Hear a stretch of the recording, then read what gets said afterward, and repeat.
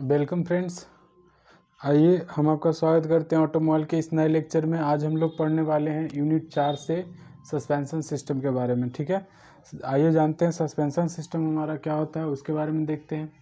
तो suspension system जो है ऑटोमोबाइल में वैसी उन पार्ट्स के बारे में हम लोग पढ़ेंगे जिसके सहारे जो है ना हम अपना कंफर्ट लेवल बनाते हैं। यानी कि अगर व्हीकल अगर चल रही है, ऑटोमोबाइल अगर आपका रोड पे रनिंग कर रहा है, तो रनिंग करते समय जब झटके आते हैं, जो आपको जर्क आता है, उसको वो कम करने का काम करता है हमारा सस्पेंशन सिस्टम। यानी कि जर्क को कम करने के लिए हम लोग जो है से सस्पेंशन सिस्टम का इस्तेमाल करते हैं, झटकों को कम करने के लिए इस्तेमाल करते हैं। ठीक है, क्योंकि रोड पे जो है से रफनेस के कारण से झटके तो आने जाहिर सी बात है कि आएंगे ही आएंगे। ठीक है, तो उनको कम करने के लिए ना हम लोग क्या करते हैं कि स्प्रिंग लगा कर करके, सस्पेंशन लगा कर करके उनको हम लोग कम करते हैं। ठीक है, साथ ही साथ और भी बातें अगर बता दूं कि से अगर इनका इस्तेमाल अगर ना किया जाए तो व्हीकल बॉडी चूँकि बहुत बड़ा बॉडी होता है, तो उसकी वेट भी बहुत ज़्यादा होगी।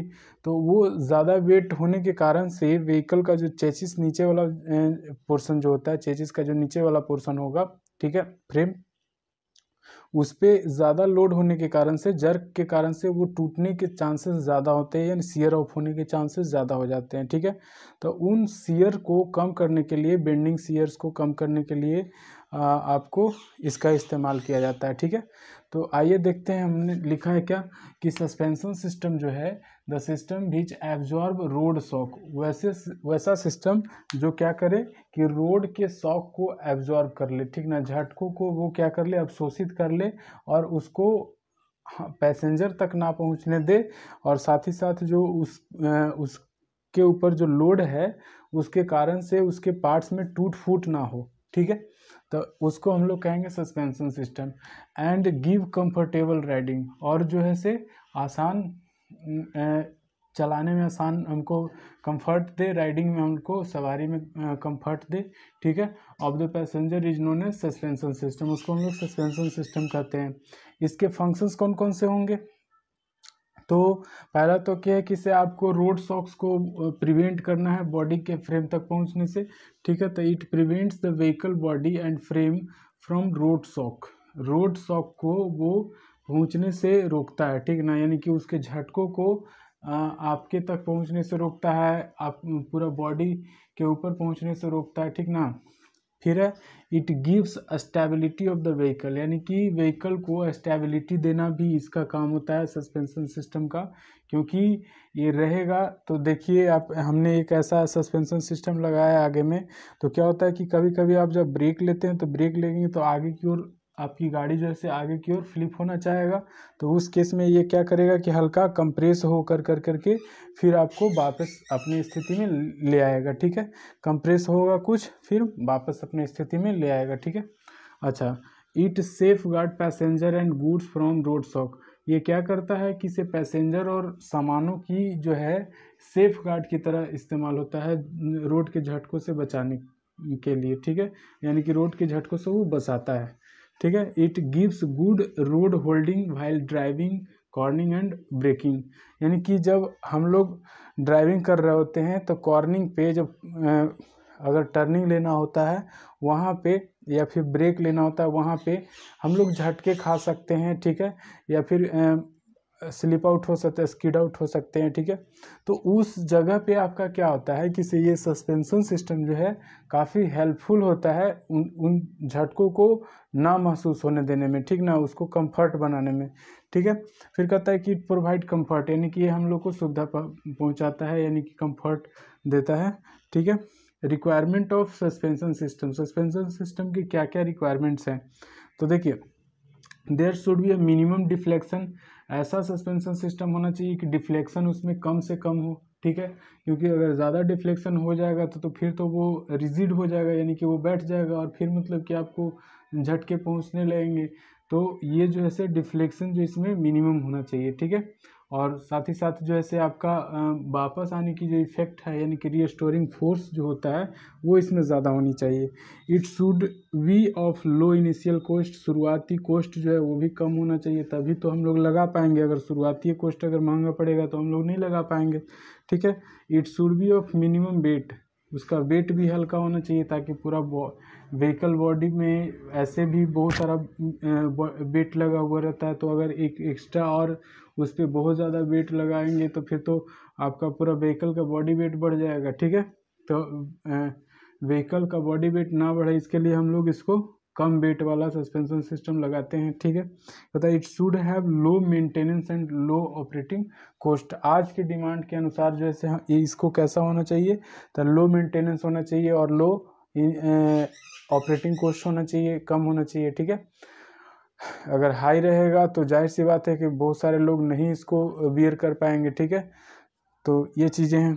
फिर है रिजिड एक्सल फ्रंट सस्पेंशन। अगर हम सस्पेंशन की बात करें तो हम लोग आगे वाले एक्सल पे भी हम लोग सस्पेंशन करते हैं और पीछे वाले एक्सल्स पे भी सस्पेंशन करते हैं।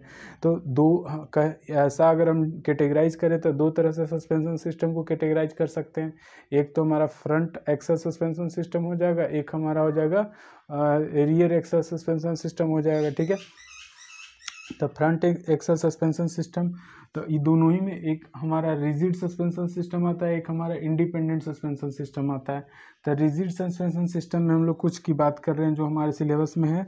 तो रिजिड एक्सल फ्रंट सस्पेंशन की हम लोग अगर बात करें तो उसमें हमारा क्या होता है कि से एक इस तरह का अरेंजमेंट है। आपको क्या होता है कि ये आपका रिजिड एक्सल है, ठीक है, डेड एक्सल जिसको हम लोग बोलते हैं। और इसी एक्सेल्स पे आपका क्या होता है कि से इस तरह का स्प्रिंग लगा कर करके उस पर हम लोग इसको सस्पेंशंस बनाते हैं, ठीक ना। ये आपको बने हुए रहते हैं सिलेंड्रिकल और उसी में आपको डाल दिए जाते हैं, ठीक है। और इसके ऊपर बॉडी वेट आता है और साथ ही साथ इसके साथ आपको लिफ स्प्रिंग भी इस यहाँ पे लगाया जाता है, ठीक है, ताकि वो जो है से बॉडी वेट को झटके से बचाए, ठीक है, बेंडिंग स्ट्रेस से बचाए। और ये जो चीज़ें हैं आपको स्पैंडल पे आपका व्हील जो है माउंटेड रहेगा, स्पैंडल के सहारे जो है व्हील आपका माउंटेड रहेगा डेड एक्सल के होने के कारण से, ठीक है। अब अगर हमारा रहता है ये कभी अब इसके जगह पे जो आपका स्पाइंडल के जगह पे आजकल ज़्यादातर यूज होता है स्टब एक्सल का, ठीक है। स्टब एक्सल का इस्तेमाल हम लोग जैसे यहाँ पे करने लग गए हैं, ठीक है। अच्छा, अब बात करते हैं यहीं पे आपका स्टीयरिंग मैकेनिज्म भी लगा हुआ रहेगा। तो ये जो है सस्पेंशन सिस्टम जो है आपको स्टीयरिंग मैकेनिज्म को भी थोड़ा कंफर्ट प्रदान करता है, ठीक है, उसको भी जर्किंग होने से बचाता है। जब जर्किंग आती है तो ये एब्जॉर्ब कर कर करके वो जर्किंग को आपके पास तक नहीं पहुंचने देता है, ठीक है। तो ये सस्पेंशन सिस्टम जो है अकॉर्डिंग टू कंफर्ट अगर देखा जाए तो हमारे लिए बहुत ही फ़ायदेमंद होता है, ठीक है। तो ये हमारा था इस सस्पेंशन सिस्टम के बारे में कुछ। अब इसके अबाउट एक और सस्पेंशन सिस्टम को ले लेते हैं। तो एक हमारा है जो कि आपके सिलेबस का ही पोर्शन है, वो है leaf spring suspension system. Leaf spring suspension system उसको भी देख लेते हैं। तो लीफ स्प्रिंग सस्पेंशन सिस्टम कैसा होता है इसको हम इधर करते हैं।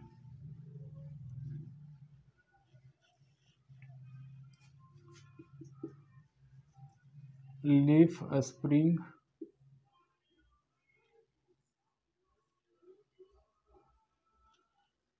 सस्पेंशन सिस्टम, ये भी हमारा जो है रिजिड सस्पेंशन सिस्टम ही होता है। ये भी हमारा रिजिड सस्पेंशन सिस्टम है जिसमें क्या होता है कि एक आई होल है, इसके सहारे हम लोग क्या करते हैं, इसके सहारे जो है हम लोग इस तरह से सस्पेंशन करते हैं।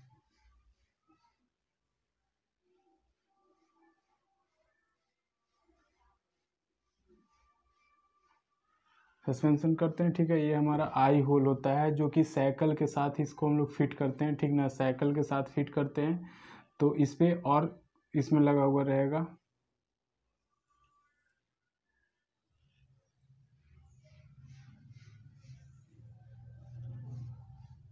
5-7 की संख्या में हम लोग लगाते हैं इसको, ठीक है। और इसको माउंटेड कर देते हैं बोल्ट के साथ, क्लैंप है हमारा। ठीक है, इसके साथ बोल्ट करते हैं, एक सेंटर बोल्ट यहाँ पे लगा देते हैं, इसको कस देते हैं। तो ये क्या करता है कि जब बहुत ज़्यादा जर्क आता है तो ये थोड़ा सा फैल कर कर करके उन झटकों को वो रोक देता है। ठीक है, उन झटकों को बॉडी में ऊपर ट्रांसफ़र होने से रोक देता है। ठीक है, ये बहुत यूज़फुल होता है, तकरीबन हर गाड़ियों में आपको देखने के लिए मिलेगा ये लीफ स्प्रिंग वाला। ठीक है, यह स्टील प्लेट का बना हुआ रहता है, स्टील का बना हुआ रहेगा। ठीक है, और इसमें सबसे इम्पोर्टेंट बात यह है कि ग्रेफाइट का इस्तेमाल हम लोग करते हैं। ग्रेफाइट का इस्तेमाल करते हैं किसके लिए? लुब्रिकेशंस के लिए। इनके बीच में हम लोग लुब्रिकेशंस के लिए ग्रेफाइट का इस्तेमाल करते हैं, पाउडर के रूप में ग्रेफाइट का इस्तेमाल करते हैं लुब्रिकेशन के लिए। ठीक है, तो ये हमारा था लीफ स्प्रिंग सस्पेंशन सिस्टम, जो बना हुआ रहेगा किसका? तो स्टील का बना हुआ रहेगा। किसका बना हुआ रहेगा? तो स्टील का बना हुआ रहेगा। ठीक है, और ये जो आप देख रहे हैं ये अलग अलग लीफ है, ये अलग अलग लीफ लगा हुआ है। ये कितना से कितना रहेगा? आप लोग ये लगभग ये 5 से 7 की संख्या में एक साथ लगाए जाते हैं, जो कि क्लैंप से कसे हुए रहते हैं। बीच में एक सेंटर बोल्ट रहता है। ठीक है, सेंटर बोल्ट से कसा जाता है। एक क्लैंप है, दोनों तरफ एक क्लैंप लगा हुआ है, बीच में हमारा सेंटर बोल्ट लगा हुआ है। ठीक है, अच्छा, ये जो देख रहे हैं आप लोग, इसको हम लोग बोलते हैं आई होल, इसको बोलते हैं आई होल। ठीक है, एक तरफ आपका इस साइकिल से जुड़ा हुआ रहता है, साइकिल से उसको फिट किया जाता है। दोनों आई होल में साइकिल के सहारे हम लोग उसको फिट करते हैं। ठीक है, तो ये हमारा था क्या?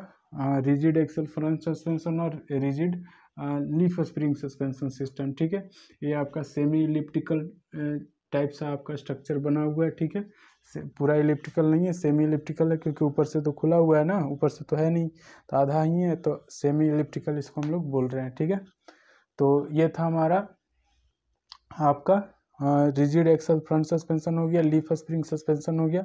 अब हम लोग आगे और अगले वीडियो में दूसरे सस्पेंशन सिस्टम को लेकर के चर्चा करेंगे। तो आज का वीडियो यहीं पर तक रखते हैं। ठीक है, तब तक के लिए थैंक यू।